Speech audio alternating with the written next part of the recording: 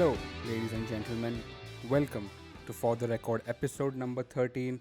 Today, with us, we have from Bangalore Zain Hayat, an electronic music producer who just came out with his album 3 months ago. So, hi Zain. Hey, Sunny. Hey. How's it been? First of all, welcome to For the Record and a Happy New Year. Same to you, man. Thanks for having me here. How's it been? How's your last year been? I'm sure you're equally ecstatic as the rest of the world getting into a new year. Not really. Last year was quite nice for me, actually. Like, even though everything was going to shit everywhere. I'm sorry, am I allowed to cuss? Am I allowed to use swear words? I don't know. Definitely, no issues at all. Yeah. Okay, yeah, that's cool. I actually share your perspective on this. While it was kind of shit, but it gave personally, at least me, a lot of personal space. Just like chilling out the entire time. Uh, yeah, no, there was a lot of time to chill, but then I also wanted to finish my album this year. So I started in March, and then what, 6, 7 months I think it took to finish everything. So yeah, it wasn't all chilling, You but you finished your album in 6 months? 6 months, yeah, I Just six finished. months? Yeah, 6 months and then 2 more months for mixing and mastering. So yeah, eight in total, I basically. mean, damn, it's a large album, man. Like 15 tracks, Yeah, uh, and like in in the recent trend, I would say it's a lot more about EPs rather than albums. I know.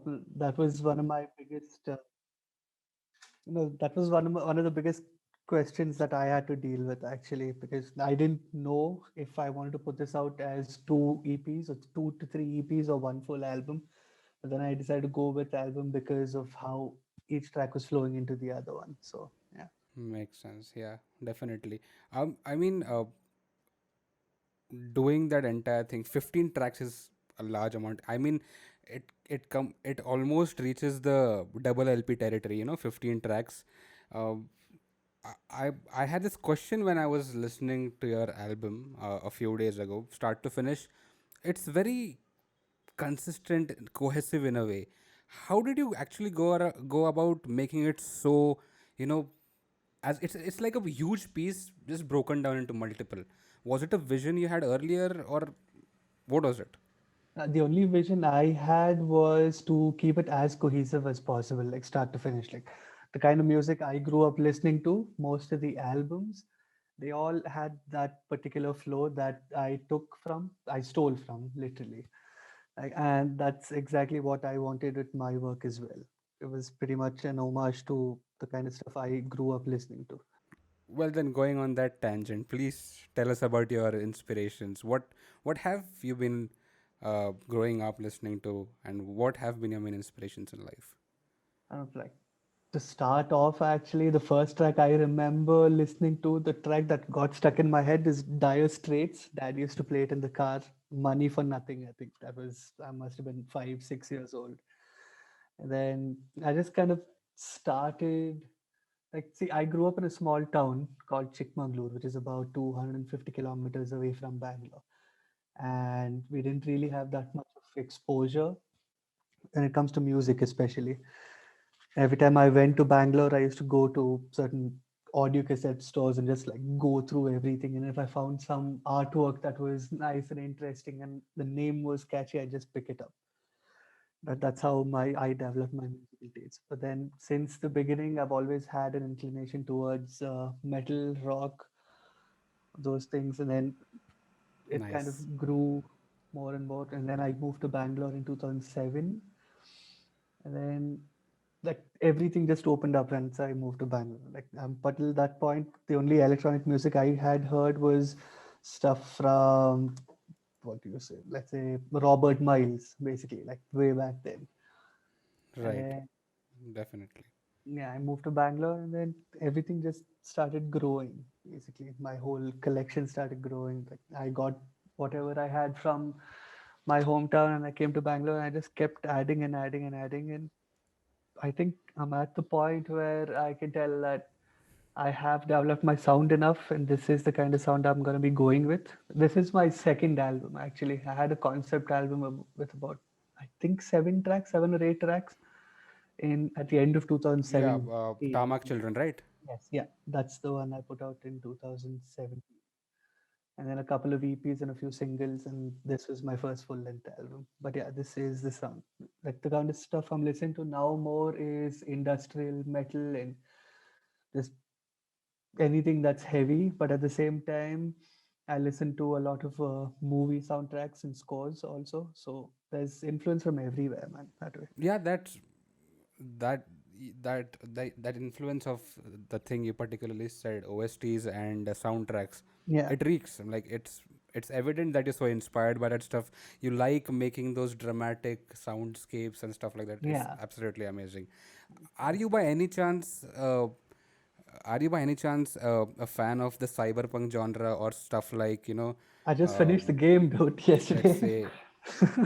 Exactly. I was so thrilled listening to music that The that music, yeah, resulted in I the game music. I was so swear, thrilled. yeah. Yeah, yeah, man. Even the music from Did the you like the game is game? also brilliant. The music from the game is really good, Yeah, by the right, way. right. Even the game is nice. It's Yeah. really good. It's really good, actually. Yeah, Mm. it's nice. Likewise, that's great. But I had an interesting question. I wouldn't say Mhm. an interesting question. I was kind of intrigued by it. How do you go about naming your tracks? Because they're quite unique. The names. I really like your track names.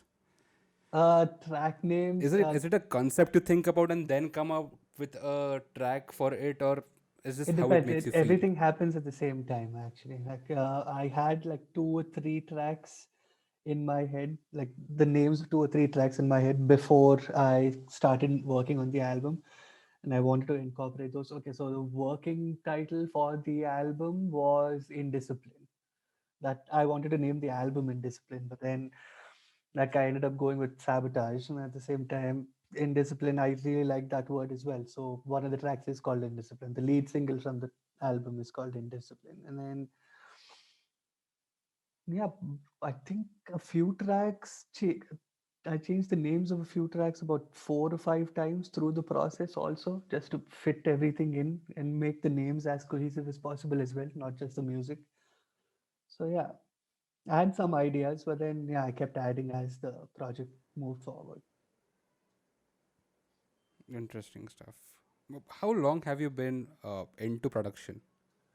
2016, I think. I have been working in the entertainment industry since 2009, 2010.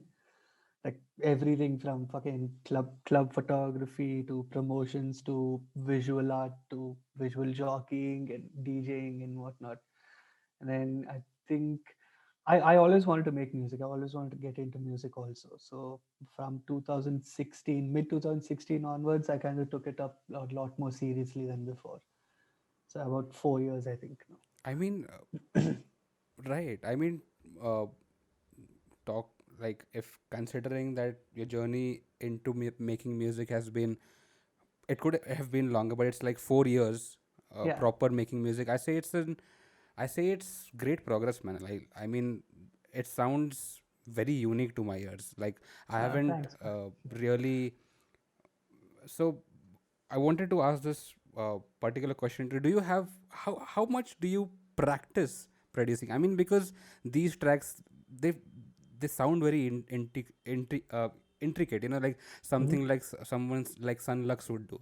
It sounds something like that, and that being that being done in my country, it's like mind blowing to me. So, Fucking how hell. long do you take each day to hone your art and hone your craft here? Do you have a strict routine for this? For the album, I did have a strict routine. So basically, I think when was that? When did the lockdown start? 18th, 16th, I think. 18th of March, I guess. Yes. Yeah, yeah. 18th of March. Yeah. So just before the lockdown started, I wanted to just get away from city life. So I was living up at this estate my family owns. And I didn't even know all of this stuff was Yeah. going on until everything got shut. So I was stuck there for a good week before the whole lockdown scene started. And Right. at that time, that's when I already had plans of working on the album, but then I wasn't sure if I'd have enough time to finish this album in this year because it was already March at that point. So Yep. I kept, I don't know, I think it was just luck, man, for me that way. Because like I had a lot of time. I wasn't in the city. I didn't have any other, I literally didn't have any other excuse. So I almost always would get up, finish my breakfast, sit down 10 to 2, and then an hour for lunch, and then 3 to 6, and then again post dinner a few hours. So for this album, it Right. was quite strict that way. But towards the end, though, especially when it was time for me to mix and master, like my ears were shot to shit. I couldn't make out the highs from the lows. I couldn't understand anything. I think I took more breaks while mixing and mastering than I did when I was making the music. That's one thing. And the second thing is, out of the, I think I have about 8 other tracks that didn't make it into the album. So yeah, Right. 7 or 8 tracks. I think I had about a total of 22, 23 tracks, out of which I selected these 15 and finished them and polished them and put them up. But yeah, 6 months. I mean, it's understandable that the mixing process was arduous because, well, it's easier to be into the flow state when you're actually creating something rather than just polishing it. I Yeah, can totally understand that. But yeah, it's but it's interesting. Like you have, like from what I've you have been telling me, you've been growing into, you have been growing up in a very, let's for a lack of better term, creatively conducive environment. definitely. I grew up on You've a been farm. into all. I literally grew up on a farm. No, no, seriously, like the only break. Now, my dad has a coffee estate. So he does that. And then my family Oh, runs right, a school also here. So yeah, that way it's quite peaceful. right. So, is your dad also an avid music lover? Oh yeah, man, definitely. Like I literally have to make playlists for him for his car whenever he's going for a drive or going to a different city. I have to make playlists for his pen drive. Like he listens to everything. Like, but he leans mostly towards techno and stuff nowadays. Damn, I'd be pretty excited if you tell me your dad's a John Hopkins fan. Oh no, I have put some John Hopkins on a pen drive for him also. I don't think he recognizes them by name, but I'm pretty sure he likes that music. Yeah. What was his reaction to your album? Did he like it? I mean, sure he liked it. I don't think he's heard it. I don't know. Like he might, I have put it on the pen drive for him in the car, but then that's the only time he listens to music also. But yeah, I don't think he's heard it fully, start to finish. But yeah, my mom seems to enjoy it that way. So that's nice. That's pretty cool. That's pretty cool. Mm. So where do you see yourself going from here? Like you just released an album. Have you gone back to making music, or are you taking a hiatus from it? I just finished another track today, actually. So apart from making music by myself, I work with another friend of mine. His name's Alex, and we are a duo called Audible, Oddible. We make techno music. So I have a few releases this year under that name as well with him. And one of the tracks that did really well was called Artemis, I think. Yeah, Artemis is called. And we were just messing around and decided to come up with like an orchestral electronica version of the track, and I just finished that track today. That's actually pretty cool. So you've been telling me that you've grown up with stuff like metal and rock. Have Mhm. you ever dabbled into trying to produce those type of sounds personally for others probably, or for yourself if you like playing the guitar or something like that? So I just know the basics of the guitar. See, I was never musically trained. Like everything I learned right in front of a keyboard and YouTube pretty much. Like Right. everything I know right now is mainly YouTube tutorials and whatnot, up until now at least. But yeah, like this next year, definitely, man. I need some fucking electronic guitars. I'm planning on picking up a bass guitar first, actually, Definitely. and then move from there. Let's see where it goes. Oh, I'm personally a bassist, so I'm so Yeah, happy that you say that. Yeah, Shit, nice. I love playing the bass. Nice, nice. How was the Yeah, but experience with the 22 producers, 22 samples, and 2 days? I mean, it's a pretty cool concept, you know? that was nice, man. I got to meet so many interesting people. And the kind of samples, I think the B group, our samples were still sort of compressed into one sort of, I don't know how to put this. They were cohesive. They sounded like when you heard the samples, I knew which direction I wanted to move in, basically. And there were two groups. I was in group B. There was group A who had like ridiculous sounds.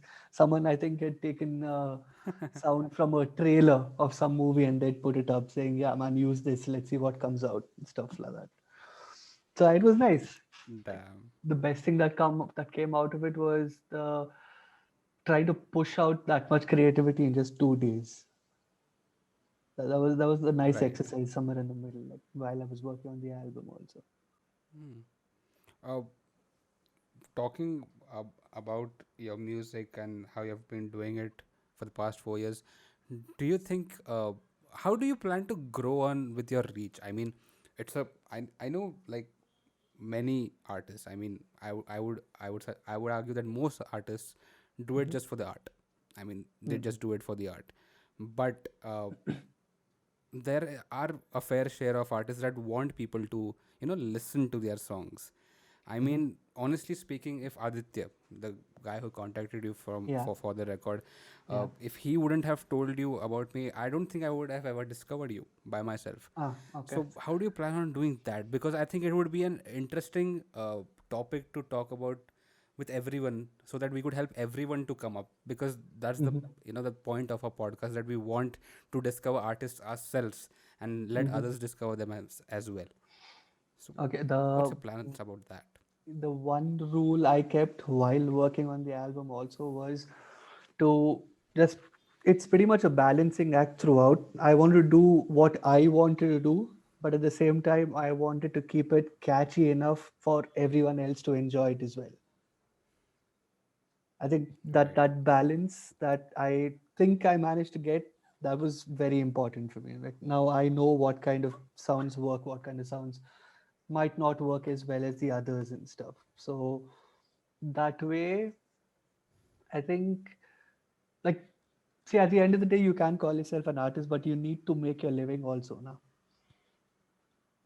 That's Yeah, still exactly. quite an important point. So you can do that Yes. as well. But then if you want to reach out to people, you still need to keep in mind that everyone has their own different taste in music and everyone I don't know, I think I sort of distilled all the music into like types of sounds that work, types of melodies that work, types of grooves that work, types of drum lines that work, and stuff like that. And I just like merged all of it together. Again, Right. like all of this was just through listening and listening and listening and listening to music over and over again. Like even through the album Well, process, I was listening definitely. to other music, what, 2, 3 hours a day at least, apart from the time I was working. Right. So like I was always listening to new stuff. I was always like picking up ideas from everywhere and trying to implement them in my own way and stuff like because those tracks had already made it like huge. Those tracks were huge. Everyone was playing it. Everyone seemed to Definitely. enjoy those tracks and stuff. But yeah, I still didn't want to go completely commercial because I don't know, man. I don't. Sometimes I feel like I don't get why people listen to mumble rap and stuff, but at the same time, but I still wanted to I keep mean, it like. Mhm. it's it's honestly kind of it's I'm very indecisive on the pop kind of being commercial, thus being bad stuff, because honestly, when I listen to a pop song that's catchy, I Mhm. question myself just one thing: Mm. why couldn't I create that stuff? Like, if it's so catchy, if it's good and it's catchy, it's good. I don't see a problem with it. Is my issue. Mhm. I hate on the elitist stance some metalheads have, or something like that. The pop is equal to bad, is equal to garbage, stuff like that. It's just that there's so much to learn from each genre of music, that Exactly. like if everyone kept an open, if everyone kept that open of a mind, I would say that, If only we were so lucky, man. yeah, exactly. That's what it's like. Interesting that you talk about like you getting inspired by different genres and then implementing it into stuff like you do. That's pretty cool, man. I like how you think about that. Like you can take ideas from everywhere, like literally, like every single thing is just there for the taking. Like that's what like I have this book that's called Steal Like an Artist. I think that's literally what we do. We just pick up ideas from everywhere and then make them our own at the end of the day. It doesn't really matter where it comes from, where it has to come from. It's like there's no rule that says, "Oh, fuck pop, man. I don't want to take anything. I don't want to do anything. I don't want anything to do with pop and stuff like that." I think some of the hooks I created also, I used to listen to pop music at one point. I'm like, dude, that's so fucking simple. Like, why is that so catchy? How can something Exactly. so simple be so catchy? You know, it's just like how they've managed to like bring that one sound out and how they've managed to like highlight it Exactly. with so much support from all the other elements of Exactly. the track. I think that's what makes it what it is. I mean, exactly. I concur with you on that point that stealing is what we do. There was this thing I was reading on Reddit. So this question a guy posted, like, how do I find my own sound? Like, I'm so frustrated and shit like that. So there's there's just one liner answer like of that. It's like, try to copy your favorite artist, Hmm. fail at it. There's Hmm. your sound. Nice, nice, nice. I I mean that's so cool. Like, try and imitate an artist, you're inevitably going to fail because they have done Yeah, something that just they can do. yeah, In that way, you start creating your own sound. That's pretty cool. pretty much. Well, Yeah. well, while you are into making, while you are in the process of actually producing, what really Mhm. inspires you, or what makes you feel like your best self? Like, what do you do to keep up the, you know, the flow, for a lack of Uh, a better term? that is quite a good question, but it's quite difficult to answer also. I don't know, man. Like most of the time when I start off in the mornings, when I sit down for my first session, it's just like what I'm sitting in front of right now is all I had. I had my laptop, I had a mouse, my audio interface, and a tiny little keyboard. That's all I used to make the entire album. So I remember like opening before I opened any project, I had this one rough work project sort of thing that I used to open every morning. I had a few sounds loaded up that I really enjoyed. Just open one random sound and just start playing something out. And if something sounded nice, that immediately went to one into one another project as another track and stuff like that. It's just Right. like what makes like I at the end of the day make music that I like, that I fucking love listening to, honestly. And Right. I guess that's what at the end of the day everything comes down to also because like if you're not enjoying what you're doing, what's the point? And definitely Yeah, makes so sense. Yeah. I just like sit down and just play some random stuff out. I start having fun and I'm instantly in the flow, man, that way. Took a while to get Right. used to, but I yeah. mean, makes sense. I mean, looking at your Instagram profile, you're even a avid photographer, I would say. Oh yeah. Does that tie into getting inspiration, like a At click certain parts, you've yeah. taken and after, yeah, Sometimes it does get used like to. months down the, Mm. yeah, like months down the line, you look at a picture and you're like, damn, this makes me feel something. Let me create a track out of it. Have you ever felt something like that? Like everything goes hand in hand for me, man. Like, see, at the let's say 5 years from now, I want to be scoring movies. Right? So visual aid is very important for me. Like I created like 2, 3 videos for this album as well. So some of the shots from one of the videos, I shot those things on my camera also. So I don't know, visual aid is very important. Like it's what strikes first. Like the visual aid comes first, and then you hear the stuff, and then you make that connection.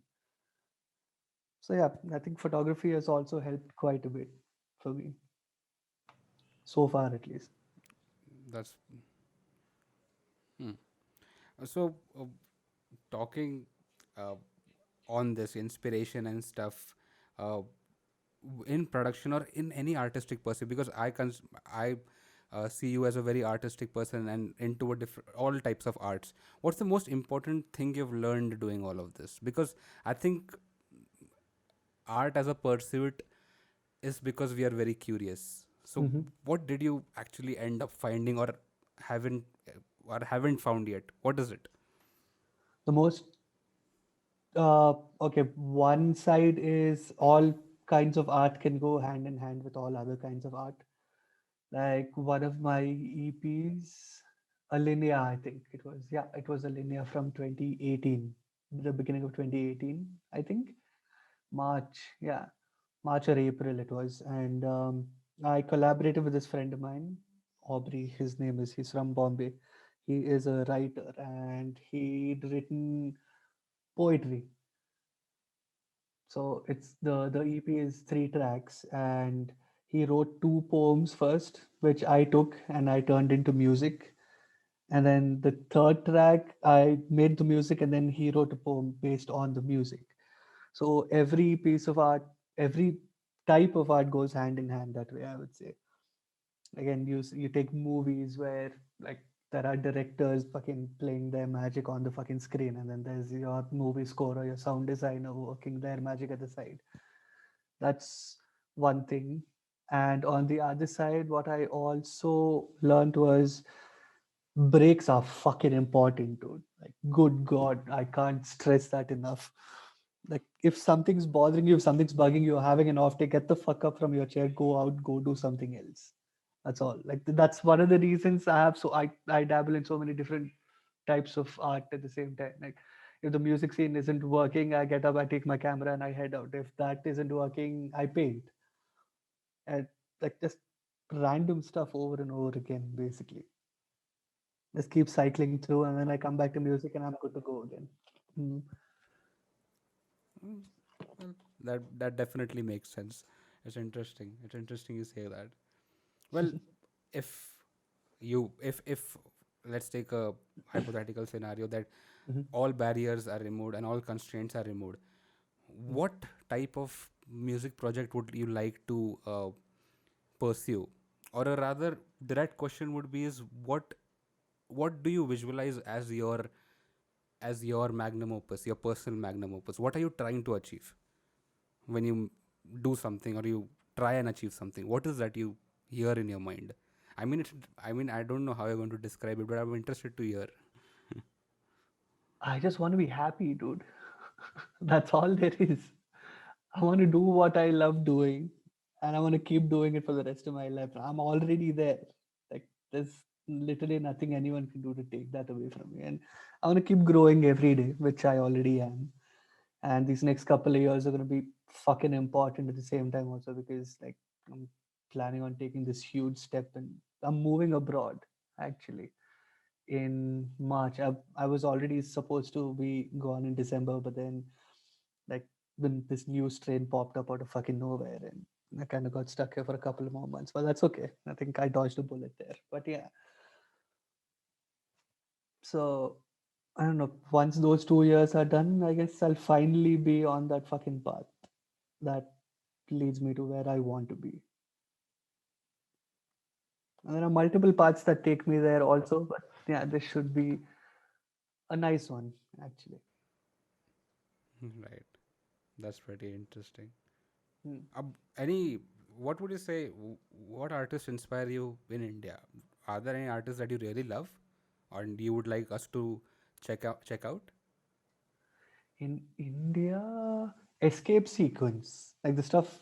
This friend of mine, Akash, his name is. He was a junior of mine in college. The stuff he's making is like he's moved more towards movie soundtrack based stuff, but he still makes some really really cool stuff. You can check him out. Then there's another friend of mine called Cow. He's more into the chill housey vibe. That's also quite nice. The sounds he uses are also quite interesting. And then there are other guys called Niranjan. Especially like Niranjan is the guy who did my artwork for Sabotage. Like, so he's a visual artist more, and he also makes music with this other friend of his. Their stuff is also quite fucking cool. You can check their stuff out also. I still come back to the same thing. It's I find music to be very unique in the terms of what I've been listening around in the scene, all over the country. I'm very interested in how you came up with this sound. What actually inspired you? What conspired that you actually settled on this uh, Or this type of sound sound I've, in a sense? huh, this type of sound I've been developing since the beginning, actually, 2017. Like I've always wanted to do, I don't know, cyberpunk, dystopian sounds, industrial, grunge, metal, all of that fucking shit. Stuff that makes you feel a little uneasy, but it's still melodic enough for you to keep your head bobbing and keep moving forward. It's that kind of sound. And one of my biggest influences and inspirations is Trent Reznor, Nine Inch Nails. Like I listen to his stuff every fucking day, man. So yeah, there's a lot of his inspiration in there as well. There's the inspiration from Radiohead, some of the melodies. Then Linkin Park. Like, have you heard Reanimation? Oh, obviously, yes. I mean, I consider it to be the one of the best remix albums ever.